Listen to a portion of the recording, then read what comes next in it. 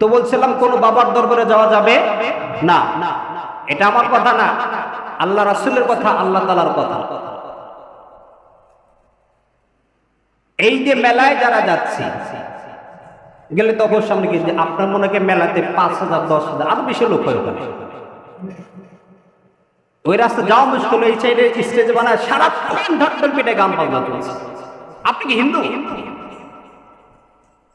হিন্দুরা তো গান বাজান, ওদের ভিতরে তাদের পার্থক্য কোন জায়গাতে? নিজেকে মুসলমান দাবি করে, হাজারো মানুষের ইমান নষ্ট করে দিচ্ছে এরা। এই মাজার পূজারীরা পুরুষের নাম করে, একজনের টাকা পয়সা জমি নিয়ে আছে, একজন গরু নিয়ে আছে, গল্প করে।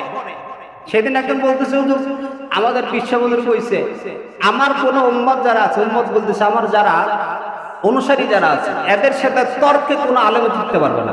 তর্ক দিয়ে ইসলাম আসছে? ইসলাম তর্কের বিষয়? কথা কয় না, ইসলাম তর্কের বিষয়? ইসলাম তো তর্ক করতে বলে নাই। সবচেয়ে পরিষ্কার পরিচ্ছন্ন একটা ধর্ম হলো ইসলাম। এইখানে কোনো সন্দেহ না রয় বফি, কোনো সন্দেহ নেই। আপনি তর্ক জড়াবেন কেন? তর্ক তো জড়ায় তারা যারা নিজেদের ভিতরে দুর্বল আছে। মুসলমান কোন সময় তর্কে জড়ায় না। আল্লাহ আমাদেরকে বোঝায়, আপনাদেরকে বোঝাবে। দিলের ব্যথা থেকে বলছে, এই গত বছর অবস্থা আবার শুরু হয়েছে, কোনো প্রতিবাদ নাই এবং মানুষ দ্বিধার্থে যাইতেছে, আসতেছে। কারা যায়? আমরাই যাই।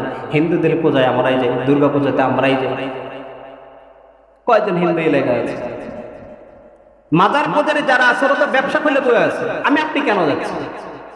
বছর সে অপেক্ষায় থাকে, হাজারো মানুষ মেম্বার চেয়ারম্যান যারা আছে এলাকায়, এরা অপেক্ষায় থাকে যে সময় আসবে আমি 10 বস্তা চাউল পাবো, 25টা 25টা 50টা মুরগি পাবো, বাড়িতে এনে দিয়ে যায় তাদের। আমার আপনার টাকা খরচ করে 1 বছর পারলাম গরু ছাগল ওটা নিয়ে দিয়ে আসলাম বাবার দরবারে, উনি নিয়ে আরামে টাঙ্গি মরতেছে। গান যারা সর্বস্ব ওই জায়গায়, আমরা যারা যাই, আমাদেরকে যারা যাচ্ছি, যারা করতেছে, যারা যাচ্ছি, সহযোগিতা করছি, এদের সকলকে আল্লাহ তাআলা জাহান্নামে পাঠাবে। সাবধান থাকে। আল্লাহ আমাদেরকে বুঝদিক, কথাগুলো মনে না, সকরা করবেন। ছেলে মেয়ে মাজারে মেলায় যাবে, আপনি অন্য সময় যান না কেন, বাজারে যান, নিয়ে যান, দোকানে যা যা দরকার দিয়ে আসেন, মেলায় যেতে হবে কেন?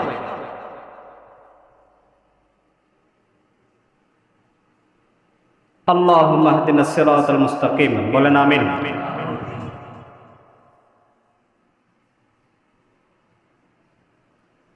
আর গুলো বলা যাবে সময় নেই।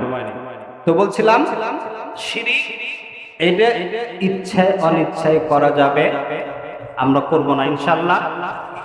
কারা কারা রাজি আছি শিরক করব না, আজকে থেকে মাজার মেলায় যাব না, হাতটা দেখি 1 নম্বরে দাম। আল্লাহ তাআলা তাদের সকলকে কবুল করেন, জোরে বলেন আমিন। আল্লাহ তাআলা বলতেছেন, ইয়া আইয়ুহাল্লাযীনা আমানু,